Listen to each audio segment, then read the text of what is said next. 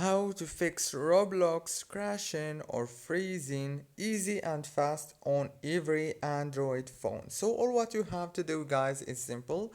Go to the settings on your phone. Now those are my settings, and go to the apps manager as you can see right here. Go to apps and then search for Roblox between all the apps that you have on your phone as you can see right here.